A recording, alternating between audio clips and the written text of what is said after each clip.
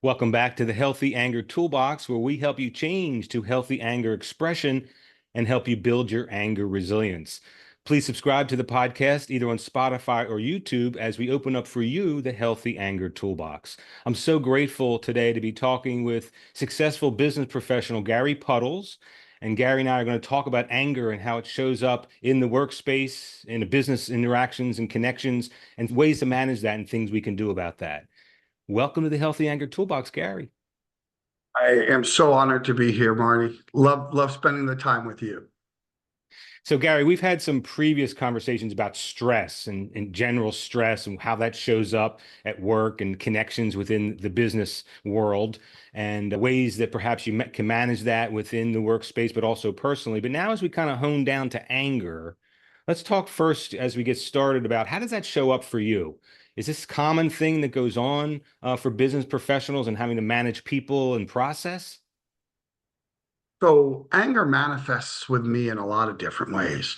And a lot of times it has to do with the level of the person that I'm working with and what my expectations are or needs are from that person. One of the things as we talk today, Marty, I think it's really important for us to put into context that I own a business that's bigger than I ever thought possible. And I have no partners and no investors.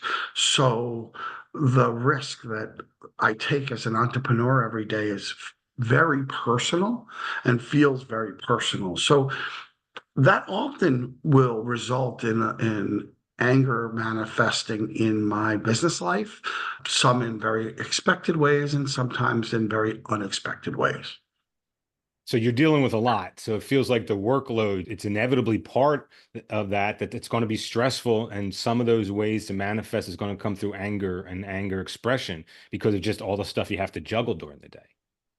I think most people in their lives, most people who work for other people or who work for people with investors, either they're not going to make as much money or they lose their job and they have to go find a new job. But one of the reasons I started my own company was that I was willing to take certain risks that most people don't take. You were a good example of that as well, right? You started your consulting practice and you're taking risks that many people won't take. Those risks feel very personal. And the fear of those risks coming up. So when you feel like that a decision or a conversation has the potential to hurt the security of your family that you're trying to build through your entrepreneurial enterprise, the emotional rainbow from happiness, which, as you know, I'm a happiness junkie. I love happiness and bringing my positivity to the world, all the way to real displays of anger, which are probably not very pretty and things that I'm not proud of. But I get to experience all of that. You are your business. So all the ups and downs of business in terms of every level of who you're dealing with has the potential to fire off those juices of anxiety or disappointment or challenge, knowing that you're a bit of a risk taker. Anger lingers there, and it just depends how it comes out, how it manifests itself. One of the things that I learned early on in my career is all of a sudden you are spotlit every day. So every day when you're the owner of your business, when you're the CEO or the president of your business, you're going to walk into your business and people are looking at you. People are working to figure out how is he or she going to be today. And I often say that it's my mood, which is not a great thing to have to say, but it might be my mood. It might be what I'm expecting. But at the end of the day, one of the big things that I've learned is some of the things and the types of things that trigger me. So, for example, when I haven't gotten a good night's sleep, I can be a little grouchy. Now, one of the things I did to stop that was I stopped taking red eyes. I got to a point in my career where I said I would take a red eye to get home to save the money for the extra night in the hotel or what have you. And I realized I didn't want to be anybody who had to have a meeting with me the day after a red eye. Okay.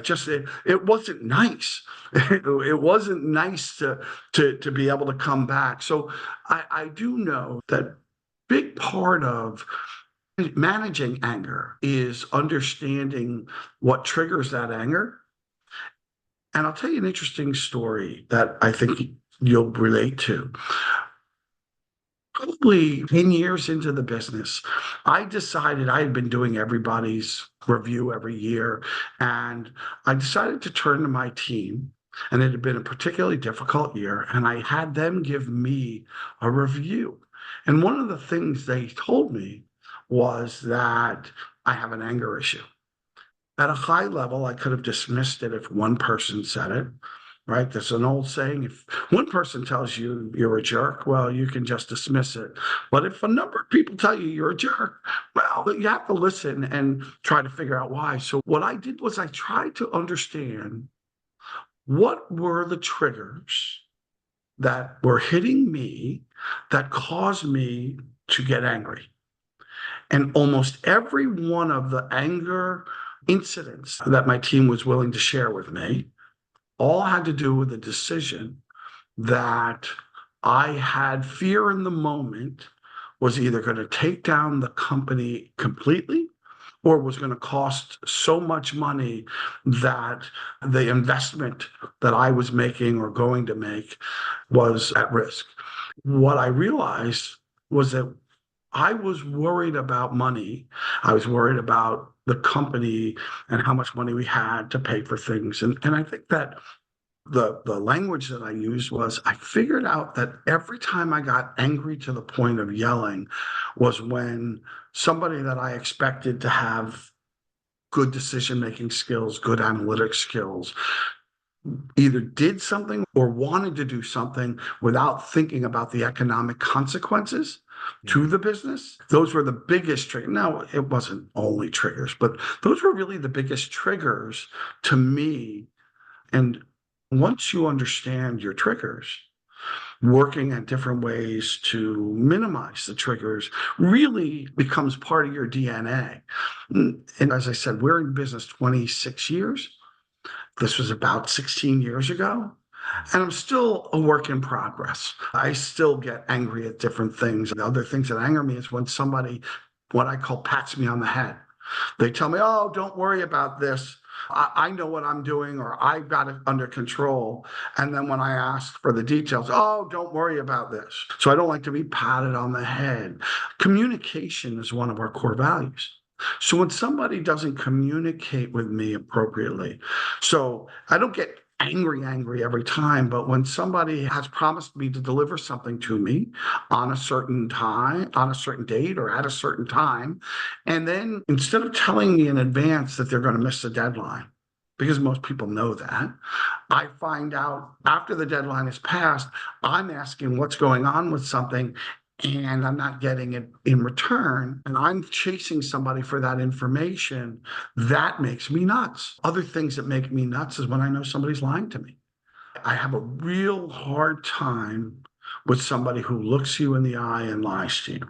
And they'll make things up thinking that they're just giving you an answer you want. Again, going back to patting me on the head. Oh, I've got this. I understand this. And that's also a consistent trigger for me. And I have had people, I've had employees who are so talented, but just Mm. can't help themselves but to trigger me. And those are tough. Those are tough situations to find yourself in. You tell an extremely powerful story there, Gary. So many principles. And I love that you started out with understanding your anger, really attuning in a self-aware way as to circumstances, the underlying emotions or the triggers, and then to receive feedback. The fact that you were open to getting feedback from your team, from your staff, and hearing that probably was difficult maybe to hear in the moment, but to be able to process that and to turn that into something that it becomes a strength, becomes a different way to manage people, maybe set things up. But it's always those drive-bys where you get hit up the side of the head with unexpectedly with a situation, or you name some different things. whether it's somebody who just won't tell you about missing a deadline or somebody who's less than honest with you. And to really understand that, understand your anger is powerful to be able to make changes and do some things differently. And since that was many years ago, and certainly it's a work in progress for all of us because we're always going to get angry moving forward, a lot to make us angry out there, actually. But the fact that you've made some progression transformation into how you're communicating and reacting, connecting around that is very inspiring, actually, because it really talks about that journey of healthy anger. So have you developed some tools? I mean, when you sense that someone, or let's say you have to connect with that employee, that team member that missed the deadline but didn't let you know ahead of time, and you have to find out in an unfortunate or less than healthy way. What do you do at that point? Do you have a strategy to be able to confront them, or what do you do to move things forward to try to get back on track? Gee, I don't have a thoughtful strategy. I think as I've gotten older, I've mellowed out a bit. It was interesting because I read your prep questions to my chief of staff this morning, who's also a very, very dear friend. And after I read to him and he laughed at me, knowing that I sometimes have anger issues and it bothers me because I hate to be that guy, but I have them. He goes, well, I just tell people that Gary takes such a large risk that you're going to have to sometimes deal with that. And I think that's one of the areas where I think a lot of people struggle with anger. And that is when Mm, they feel that their security is in jeopardy, whether that security is their job, that security is something they're mostly if you don't own your own business, it's your job, or if you're one of those employees in a company that offers stock options and somebody makes a decision or affects something on the bottom line. Those are things, but I don't have a specific strategy, Marty, on how to deal with anger. Sometimes an entrepreneur, a good business person, will use anger in their negotiations. They'll mm, use anger as a tactic. And I can't say that I don't do that because I do at times. And at the same time, I can say that it's not as bad as it was when I was younger. So I'll give you another story because you know I love my stories, Marty. I was 29, 30 years old, and I was running a company called Music Inc., which was the Muzak franchise down in DC.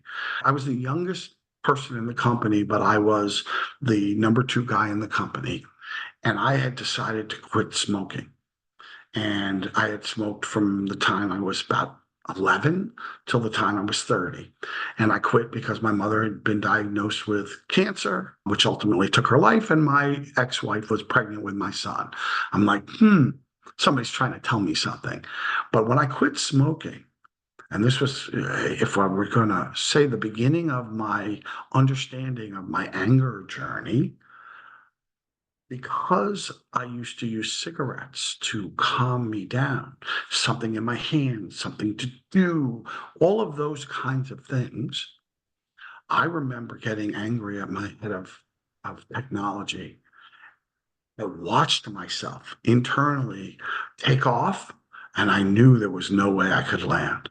I lost my stuff and was so bad that his wife called the owner of my company. Now, because I've always practiced proactive communication, by the time she called 3 days later, he already knew exactly what happened. He already knew how I felt. He already, that what the guy did still would get me angry, but not at the level that I did. And mm. this is a problem that I think many people have, and I have from time to time. And understanding you have a problem is always the first step in fixing it. But I don't know that I can fully fix the anger problem because there's sometimes where you just have to make sure somebody knows that a behavior is completely unacceptable, that communication is completely unacceptable. And there are people in my company, people on my team, my executives. Kind and likable is one of our core values. And I have some of the nicest executives on the planet. You met some of them not too long ago. I love these people and they make me want to be the best version of myself.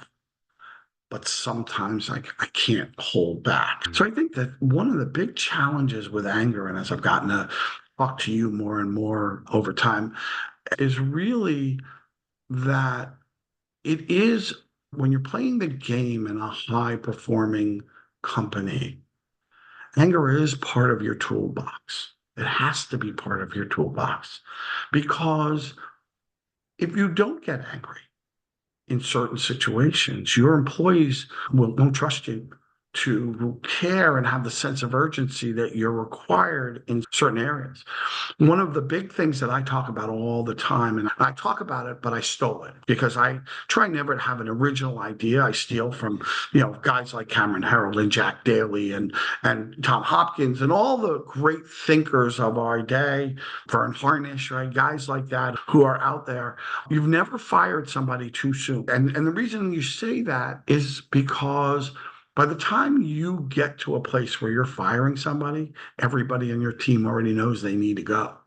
If you operate in the philosophies of people like Jack Welch, who said in his book From the Gut, nobody should ever be surprised that they've been fired. If you set the table right, nobody should ever be surprised that you're going to get angry at certain things. Now, what triggers people? That's different. What triggers you is going to be different than what triggers me. What makes me happy are going to be different than what makes you happy. We all respond to stimuli differently, and we have to recognize that. And I think that going back to the original point, if you are faced with a situation that everybody around you expects you to be angry about and you don't, sometimes it's, wow, he's really showing some self-restraint, something I'm not very good at, if we're going to be honest. But sometimes the failure to get angry, the failure to act and to show the right urgency, whether that urgency is happy urgency or sad urgency or anger urgency, will confuse the people who you're working with. And it could lower, in some cases, their respect for you in certain situations. That because, especially as a CEO, as the owner and CEO of my company, people expect me to be protecting the company. We have almost 1,500 people working for the company. They wake up every day hoping that I don't do something stupid that's going to ruin their security. Because most of my employees aren't working for me because they're making the most amount of money. They're working for me because they want, and I say me, but they're working for the company because they want security. They want to wake up every day. They want to be treated with respect. One of the things I'm very proud of is I have almost never, ever gotten over the top angry with anybody who wasn't either direct report or within one, certainly nobody who wasn't in reasonably senior management. So you won't ever see me get angry, verbally angry at a agent, one of the call center agents. In fact, I have a big rule that I won't fire anybody who doesn't report to me. And I only broke that rule once. And I broke that rule because I watched one of our mid-level managers yelling at the office receptionist. Now, in our corporate office, the receptionist has the least amount of power. They have the least amount of ability to affect things. And this guy just was tearing into her. And I threw him out of the office and out of the company because that's important to me. And like I said, I've never yelled at an agent. In fact, I don't know that I've ever really yelled at a manager level person. It isn't until they get to a senior level manager. What does though manifest is when you as a manager put an individual contributor in front of a senior person and you let them come in unprepared. So what happens is they're coming in and you're asking questions and they're so unprepared, they feel like you're yelling at them. And they're just trying to say anything to get the hell out of that meeting. Even questions asked with a reasonable voice feel like daggers in their back. That's one of those things where anger is in the eyes of the beholder. And it's interesting because I'm on the receiving end because, as you know, for fun, I'm a musician and I play with some people who are so talented and they are so focused on perfection that they yell at me when I'm playing too loud or when I'm offbeat. It's really funny because my chief of staff and I play music together, and we often joke that on stage he's the boss and at work I'm the boss. So he gets all his anger out me from work. He gets it back to me on stage. And in some ways it's true. I've gotten to experience that on the other side because he's just an incredibly talented musician. And comparatively, I'm a drummer. And while I'm a musician, I certainly know that when I'm playing in a way that doesn't make him happy, he's going to tell Hmm. Amazing details there in terms of breaking down the process. And what I heard, Gary, as a business leader, you have to use anger as one of your leadership tools. There are times you have to set some boundaries, let people know when perhaps they're off target and things like that. And there's some expectations among the team as to how a leader is going to react. And it's interesting you bring up the inevitability of anger and how people perceive it. And so much of what I do is actually how to coach people into healthy anger because they need to use something to be able to respond when they get angry, and it's a natural emotion. But the key is not to be passive and not to be aggressive, even passive aggressive. And we try to land on assertive. So I'm hearing you taking that journey with trying to figure out how to perhaps use assertive communication and present yourself in a certain way where people hear the message rather than seeing the anger. Because a lot of times as people perceive it, and people start to look a little scary when they get angry, that they can respond in different ways as people are coming at them by bottling it up, by going through other people, rather than just being direct and neutral with as little emotion as possible, which would be the ideal of the healthy anger, to be assertive rather than some other ways of communicating. You just spelled that out beautifully. And then the fact that you're able to see your colleague who you're in the band with, how they use their anger and how you're okay with it. You understand that they're just trying to make you better. You're hearing it as something to help you improve. yeah, sometimes I'm not so okay with it either. And it's funny because you said something that I think is really elegant in as it relates to the topic. I know how I feel when he gets mad at me, especially if I feel like he's wrong, right? Mm, And there's a song that we play, I won't play with him anymore because he doesn't like the way I play it. He gets angry with me for playing it the way I play it instead of the way he wants it played, and I won't play it anymore. I do understand when he is angry, but nobody likes to be the brunt of another human's anger. mm, And you talk about passive aggressive and passive, and I'm aggressive. Okay. I've tried to be passive aggressive, but I'm too aggressive for that. I understand. The key, though, is as you point out, it's when people shut down. And when there's a project that we have in the company right now, and it's never been done the way I want it done because they didn't put the right resources. We didn't put the right resources on the project. And I get to a point now where I've had to purposely not get angry about it because I think one of the things for any executive, and we're talking about anger, is in our company, crap rolls uphill, not down. At some point, I'm a big believer in the old saying by Marcus Aurelius, once you understand the nature of a man, you can't get mad at the man for acting within their nature. So there are going to be some people in your life who anger you. And the more you have to work with them, the more they're going to anger you. Now, sometimes those people report to you, but sometimes they don't. At some point, the switch gets flipped. If you're working for somebody and they don't like one of your subordinates, now if that subordinate is doing a great job, then you stand up for that subordinate. But what's going to happen in many cases is if the subordinate isn't doing a great job, isn't hitting it out of the park, that switch is going to flip. And especially in my company, I'm going to be looking at my direct report saying, why are you letting this happen? That goes back to what I talked about earlier about firing people, right?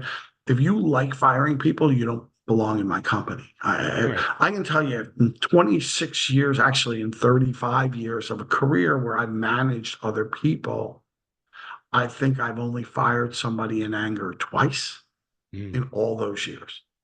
One time it was because the person I was trying to counsel just triggered me in the middle of the conversation, said something that was just completely inappropriate and untrue, and it crushed me. At some point, a lot of people need to figure out where to direct that anger to.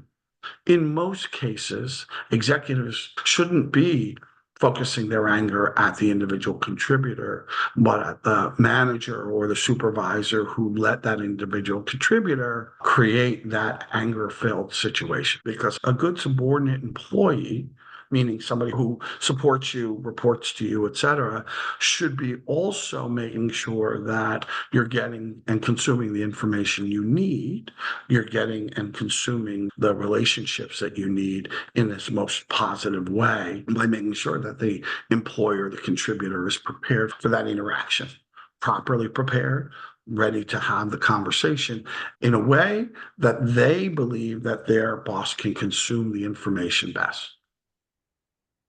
You've taken this journey. I know it's been years. You've been in business a long time. I just so appreciate your authenticity and sharing these stories and talking about some things that you didn't react as healthy or as well as maybe you wanted to, but other ways when you did. I know you say you've matured and mellowed a bit, maybe a little bit more wisdom and insight as well. But otherwise, in terms of your relationships and either business and personal relationships, as you've been on this journey, have they changed? Have people felt that you've softened? Have they become more tolerant and compassionate with understanding this journey that you're on? I would say a lot of people think that one of the biggest moments of change for me was when I met my wife, Melanie. My wife is one of the nicest people on the planet. She went looking for a bad bone or a mad bone or an evil bone, and she couldn't find it. I think it goes back to one of my personal theories of life, which is happiness is not underrated. I think that when you are in a situation where you're surrounded by people who are just good and kind, that it just makes you want to be better. It makes you want to be nicer. Plus, I'm now at a point where if I don't screw it up, I should be okay for the rest of my life. But I think it's about surrounding yourself with people who let you be you. I think it's about surrounding yourself with people that you truly like. I don't know that I would call many people like this friends, but we all have people we know who are in relationships with people that you could just tell they don't like. We don't like going out with people who don't like each other. There's one thing, my wife has a wicked sense of humor. There are those couples you go out with and they're not nice to the wait staff. They're not nice to each other. And those are very uncomfortable situations. I think that number one, meeting Melanie was a big move for me. I think getting older and feeling more secure about who I am helps. And with age, I don't want to say wisdom, but with age, there is a level of self-awareness. Now, nobody will ever accuse me of being self-aware. Okay. I tell people all the time, I'm a dude. I'm not fully self-aware. I'm a work in progress. But I think that getting older and getting more comfortable in who I am, understanding that even when I get angry, it bothers me. But even when I get angry, I don't like that guy. And learning how not to like yourself without stopping loving yourself, if that makes sense, is something that I think about all the time. One of the other big ways to control anger, at least I think about for me, and I had this conversation with somebody this week. Somebody said something and they wanted to tell them off. And I said, why? I Mm. said, so when you think about that conversation, what's your goal of the conversation? I said, let me give you a different perspective. Instead of getting angry at them, what is the best way to get back at somebody who angers you? Make money from that. Make money from them. So this person had a relationship with somebody and they were very mad. And sometimes you have to look at what's going to come out of that conversation. Now, when you're angry in the heat of the moment, your ability to process, slow down, and execute very much more difficult. However, if you have seen a situation, oftentimes what I try to do when more or counsel, because it's always easier to tell someone else what to do than to do it in your own life. That's why you're a consultant. What is the goal of the next communication? And are you really going to feel better by tearing that person down? Will that help you achieve the goal, whether that's business, whether that's personal? Will that help you achieve the goal? Because if the answer to that isn't yes, then there's no value in further pushing the anger. So keeping the end in mind, understanding where you're going to go with this, which is a lot of times, as you mentioned, can be difficult when we get angry because we get all emotionally activated. But to understand the impact of our words and our behaviors and the way we're connecting and try to see down the line a little bit rather than getting stuck in that moment. And also the power of relationships. So again, you tell a beautiful story about your primary relationship with your wife, but also you're surrounding yourself with people in your business and your team with people who you connect with, may not have 100% in common with, but people you feel comfortable with, feel safe. And I think one of the most powerful things you said, Gary, is you can show up as your authentic self. You can be you. And you can allow yourself to connect with people in that authentic way, which makes us feel a lot safer and it helps that anger. And that's relationships. And it's just such a powerful principle that healthy relationships can actually help reduce that anger. So just finally, just kind of wrap things up. I've seen your band. It's an amazing experience for my wife and I when we come see you play. And I know that's a big part of your life in terms of that creative expression, the music, that outlet of being able to do that. What else can you, any other tools? Are you a gardener? Are you doing other things? What else do you do personally that kind of connects with you and brings you to a more regulated place? As you said, I play music. I didn't play music for 35 years. And then when the kids all went to school, I decided to start playing music. And it was really one of the greatest things that I did. But my deal with my wife, Melanie, is that I will only play one show a month-ish. So I'll do 15 shows this year, maybe a few more, depending on what you count as a show. My wife and I also love to boat. And we joined a boat club because I love boating, but I don't want to fix the boat. I don't want to clean the boat. I don't want to have to worry about paying a fee for the docking. I don't want to have to go down and look at the boat when the rain hits. I don't want any of those responsibilities. And I found this thing called Freedom Boat Club, which has got almost 400 locations now, owned by Brunswick. That's where our passion lies because it is a place where I get to have my cigar and drive a boat and do what I love. And Melanie likes to relax and enjoys boating. And so we fish together. So it's an activity. Going back to what you said, when you can be grounded in activities that make you happy with people that make you happy, you're just reducing the amount of opportunity to be angry. But again, when I'm going too fast in a no wake zone, I get yelled at. And that kind of thing happens. I think one of the things that our friendship continues to help me learn about is there are different levels of severity of anger. There are different levels of there is healthy anger and there is unhealthy anger. When I told the story about being 30 and quitting smoking, that was a level of unhealthy anger that I'd never experienced before in my life. And over 30 years later, I still remember how poorly I felt by being that mean to this guy. So, Roy, if you're out there, I'm sorry. Candidly, I've never told that story Mm. anywhere in many years, and never on a podcast. Or so I think that's really in hindsight, to your point, you find things that make you happy. You find my voting, my music, spending time with my grandson and my children. Those are how you fill an already insane filled life. My son and I took a trip, just the two of us, to Europe last month, 2 months ago. My daughter and I, just the two of us, went to a family wedding, but it was really the two of us just spending time together. I think, as we all know, the most precious thing we have in our lives is time. And sometimes it's how you choose to spend that time, which can counterbalance the stresses in life, especially as an entrepreneur and some might suggest a crazy entrepreneur. How you spend that time and who you spend that time with will help you be more balanced and help you deal with your anger and when that anger gets flared. Again, a powerful message. Thank you so much. I appreciate you sharing your story, Gary. It's so inspiring to hear your journey and your transformation and how you're able to actually use a lot of healthy anger tools. Appreciate you, Gary Pudles from AnswerNet. We appreciate you and thank you for joining us on the Healthy Anger Toolbox. Thanks for having me, Marty. Always great chatting with you. Always great.